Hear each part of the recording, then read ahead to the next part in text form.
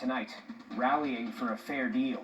We are absolutely going to keep the pressure on. Education workers in Napanee gather for a solidarity rally outside the local MPP constituency office.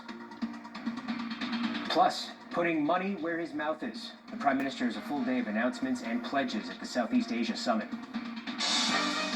From Global Kingston, this is CKWS News at 11.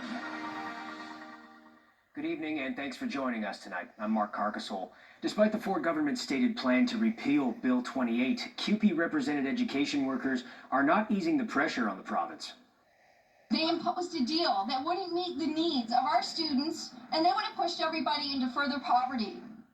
Education worker rallies were held in 12 cities across Ontario, including Napanee.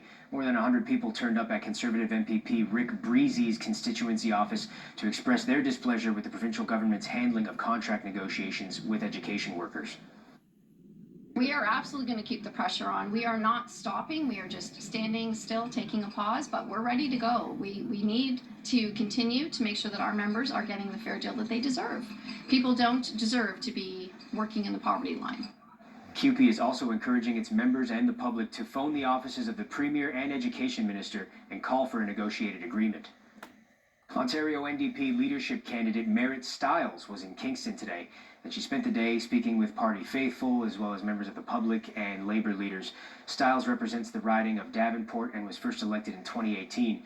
Currently, she is the only person in the NDP leadership race. Stiles says if she becomes the Ontario NDP's top politician, she plans to reinvigorate the party and remind the public that there is a better way than what the Ford government is currently offering.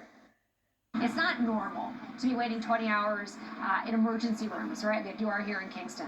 It is not normal to have class sizes of over 40 kids in your kid's school, right? It's not normal to have a homelessness crisis like we're experiencing in a city like Kingston, right? There's no excuse for that. And I think that for us as the NDP, what we have to do is remind people that there's a better way, that there's a better alternative, and that we can get better things done for people. Stiles says she will be returning to the GTA on Sunday for several campaign events there. Residents of Wolf Island had to deal with a disruption in ferry service this